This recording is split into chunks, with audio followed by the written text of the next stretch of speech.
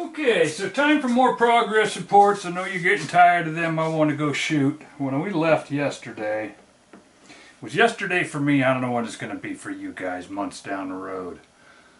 But the point is, I'm bashing and crashing. Today is Saturday. I had a busy week, and I was planning on getting here and shooting today and bringing you guys some targets. And as they say, the best laid plans of mice and men go off to gley, and these went agley. Something fierce. So, I have been bustling, my peeps. Bustling, mightily bustling since then. And I've gotten a lot done, and there's a chance, if I can get out tomorrow, which is Sunday. Family always comes first. I only work for family and so that I can play. And I work a lot, and I play a lot. But tomorrow, Sunday, family being, we'll see. Point is, it's dark again, and I haven't shot anything. And I have got no excuses for that, except to say that I had a lot to do. As you recall, I'm going to show this one more time, just because it's hiding back here. This is what started the whole thing. I had a plan. I was going to shoot yesterday and today. And this gun, my best billet gun, my closest thing to a, currently running, to a bench rest gun, came apart.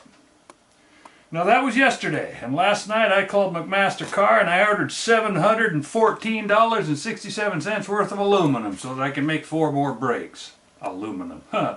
416 stainless. These brakes cost well over $100 a pop just for the billet of aluminum.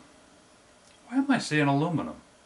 I don't know. I'm just settling down. I have, as I said, been bustling, and I'm just now stopping, I guess, to collect my wits and bring you guys up to speed. So this is just one of those. I don't have any targets to show you. I don't have anything to show you. I have ideas to share.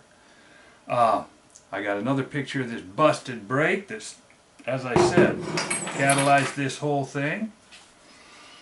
And Noreen is bedding away. This guy is gonna be shooting. Okay? I finally bedded it. It's been just waiting there because I've had other stuff to test. And what I'm going to do with this, the only phase I have left to do, well, I have to put a capture back here, but I'm not that concerned. I'm not going to throw my bolt in the weeds unless I'm in competition or something. What happens is I have done some truly stupid stuff. I held up a whole match one time because I was walking around with my headphones on my head looking for my headphones. And now I'm a safety geek. It was either my glasses or my ear. I wear ear screw-ins and over the tops, and I wear safety glasses, always. So guys are waiting on the line, targets are pulled, it's a 600-yard match. And so there's guys waiting down in the pits, all clear is given, and I'm wandering around, and this nice fella next to me said, hey, remember to put your earphones on. No, he worded it so easy. Remember to take those earphones down off your head and put them on so they're not in the way. And because I'm kind of good at covering my screw-ups, I went and looked around a corner at something and went like this, and thank you, absolutely thank you, and I put them on, I went to the line. I don't know if it was exactly like that, but it was embarrassing because that's the kind of stuff I do, and that's, sometimes I get, not distracted, I guess. I just, in competition, when a person is on the line, I've heard and I've read, although it's hard to find good literature on war, of something called the fog of war. And I know I've been in enough tense and difficult situations to have gone through several situations where you just do stuff. You don't think, you just react, and there's peripheral vision, and you're just jumping and diving. And in some ways, anytime I'm concentrating really hardly on something like competition, that's the kind of stuff that happens. And so anyway, I'm putting all this, and that's where I'm feeling like I need to have these catches on here, because when I'm shooting, this is when it's happened. Twice I went to a 600-yard match with a prototype gun, and I left the bolt stop out because I was playing with bolt stops. I had broken one. Because that's another thing. Sometimes I overcycle. In this case, I was shooting a 6x47 Lapo and a 17-pound gun, and I slammed it back. Now I use mostly Kelby actions with a great big... Anyway, all I'm saying is, when I'm doing something, I tend to forget stuff. So, what needs to be done on this gun is I need to get the catch under the back, which I don't have yet. But if I'm not going to get excited shooting down here in the shop. And it needed to be bedded. So here we are. We're bedding away. It's going to be ready to shoot by tomorrow. So I did this as backup to give myself... I've got to go set this somewhere, so I apologize. You're going to have to sit there and stare for 10 seconds.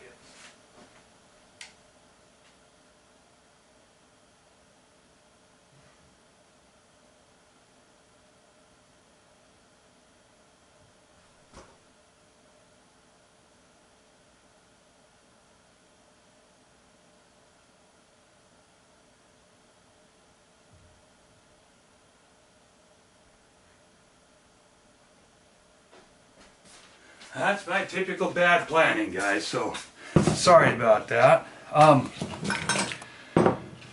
Just wrapping up. It's late again. My wife's coming home here shortly. We're going to be doing something this evening, so I figured I'd whip out a quick. So the Noreen gun, up and rolling, ready to be tested. That's something.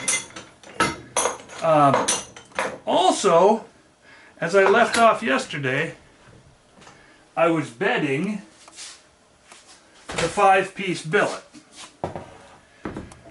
using some intestine colored pink goop.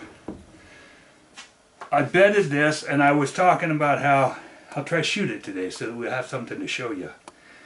Well, in a way I'm glad that it worked out the way it did, because I spent so much time on the other one and on this one. I did a lot of work on this 5-piece billet. Because this is a gun that has never shot. I have never got this to shoot. I'm hoping now it's ready to shoot. One of the things that I showed you, I might have to drop this down just a little. I don't think I'm gonna, because I'll do it like this.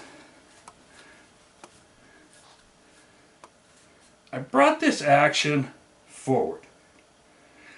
And I know my explanations get old, but I need you to know that I believe this stuff. This is stuff that works.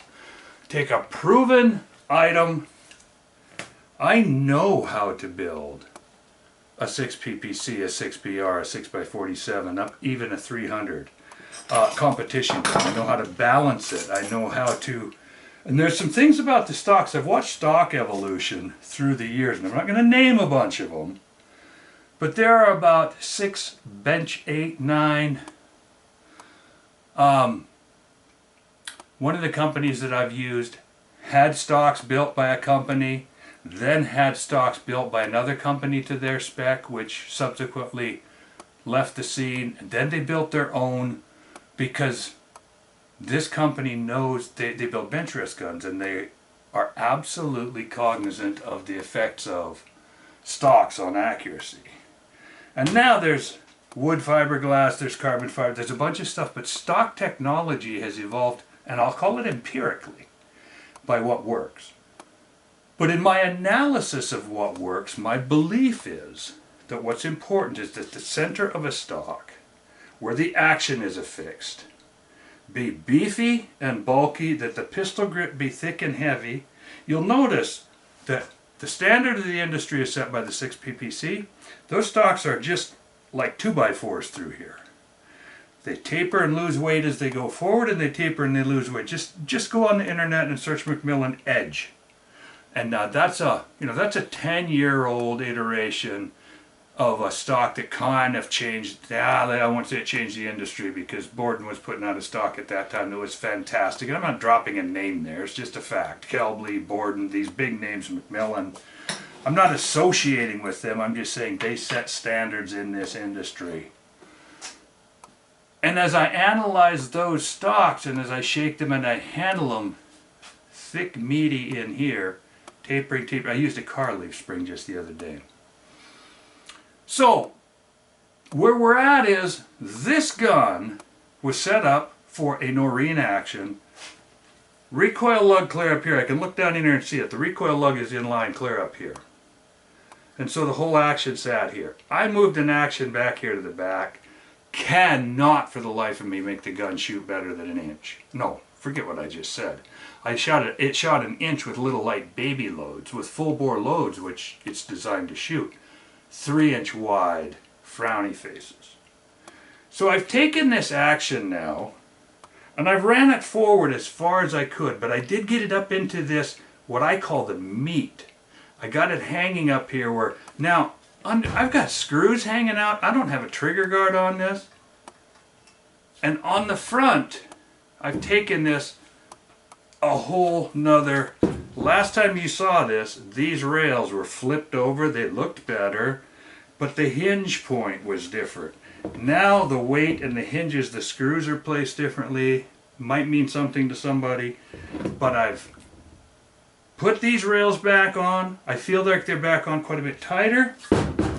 I've tested flex on this with, I basically just clamped this and tested deflection on both sides. I've got the action bedded into the correct place now, and as I mentioned when I was leaving, I was going to add Delrin rails. Well, there are the Delrin rails. They're not trimmed.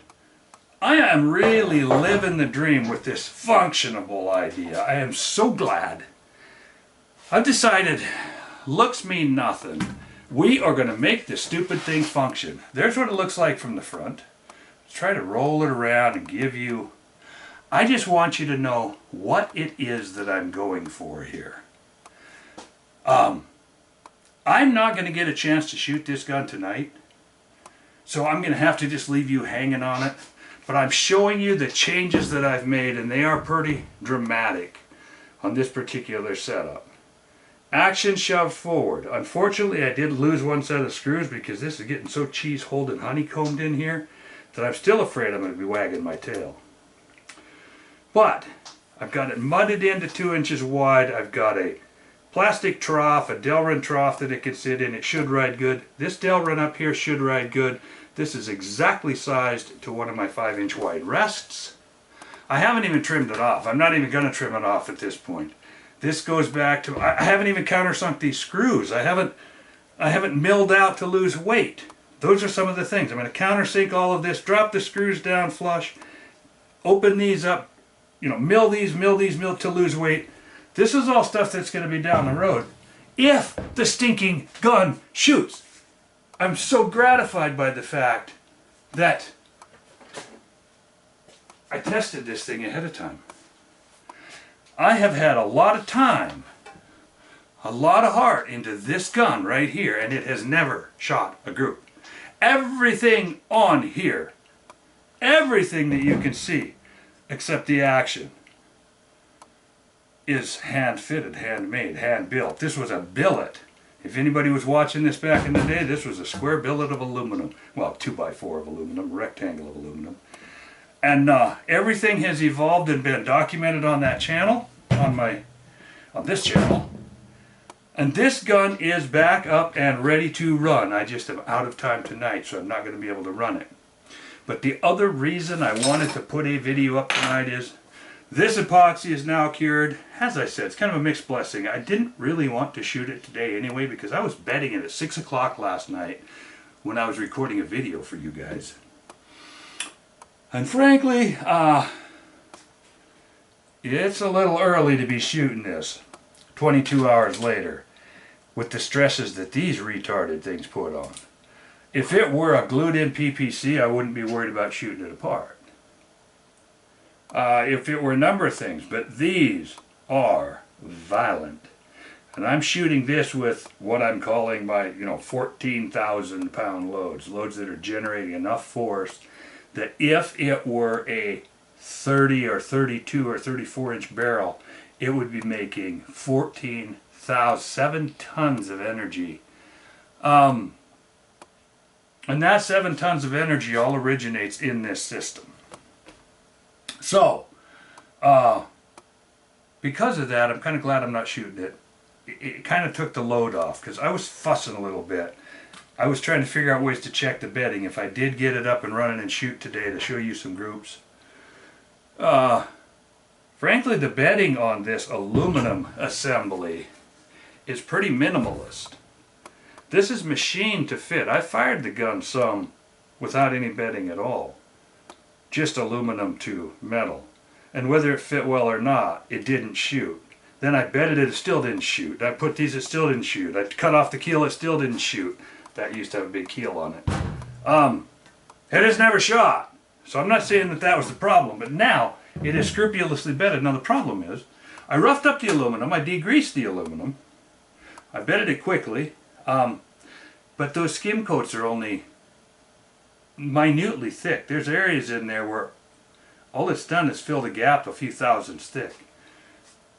And if it's at all soft, it's going to tend to shake loose. So I'm kind of happy to be not shooting this till tomorrow.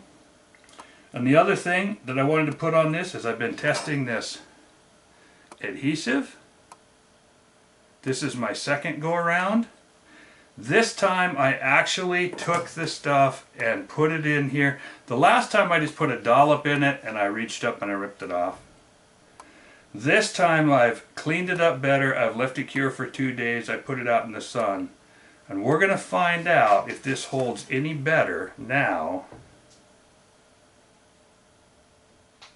Ooh, I've got, this would be fun. Last time I broke it, about 40 pounds now. This is kind of a stupid thing to do. I'm liable to hit myself right in the face.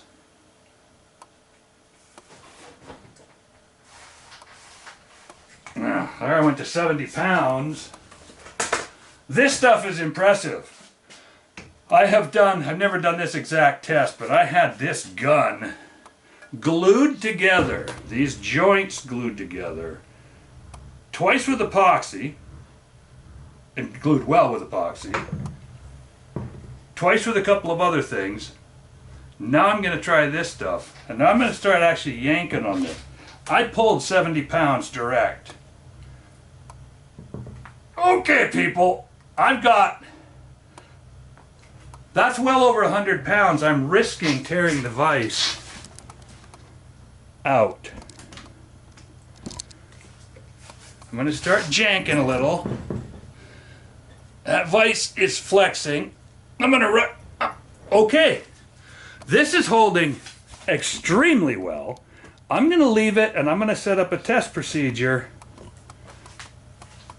I can't just go up here and pull on this with a scale till it pops, because it's going to come and take a hole out of my face. And although some of you may not appreciate this, I value my face. So this is here now. Like, I've lifted the wheels off on, you can't see it, but you can hear the noise. This is holding like skunk. This is crazy. So, I'm very, very impressed with this 3M adhesive. That was another reason I wanted, because the last time I did pull it apart. Well, this time I didn't pull it apart, and I put some forces on there that are enough that it should have come apart. I can,